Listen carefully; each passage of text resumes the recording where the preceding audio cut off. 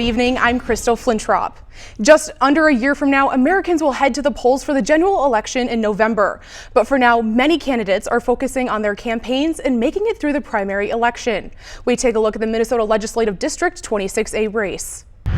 I want to make Minnesota, specifically Winona County, a better place for people to live, work, raise a family, and retire in. There have been more and more people announcing their candidacy for the 2024 election. In the districts where we do see more candidates emerging is pretty strongly associated with our frustrations or the distrust and dissatisfaction in existing government. A lifelong Winona resident and businessman, Aaron Rapinski, recently announced he's running for the Minnesota House District 26A seat under the Republican ticket. I want voters to know that I'll be a good representative for them.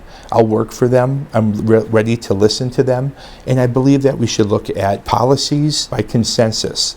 So what the entire group of Minnesota people represent, that's the kind of thing we should bring to the table when we look at our laws. Rapinski will challenge the DFL incumbent of 38 years, Gene Pawlowski. And since 1986, there have only been 2 instances where Pawlowski didn't receive more than 60% of the votes in a race. Well, I've always taken every election from the standpoint that you represent the district first, then the state, then the nation, and the political party is last. And that has been a formula that's worked very well for me. And there's a number of key issues these candidates will address during their campaign and hope to tackle while in office. The rural parts of the district that tend to be more conservative leaning, the tax burden or the tax issues, the frustrations about taxes. 30-some% of Winona's industry is somehow related to education, healthcare, and social services will be more central to the Winona side, on the more urban side of the district. Downs urges all voters to take the time to educate themselves on all of the candidates running in the 2024 election.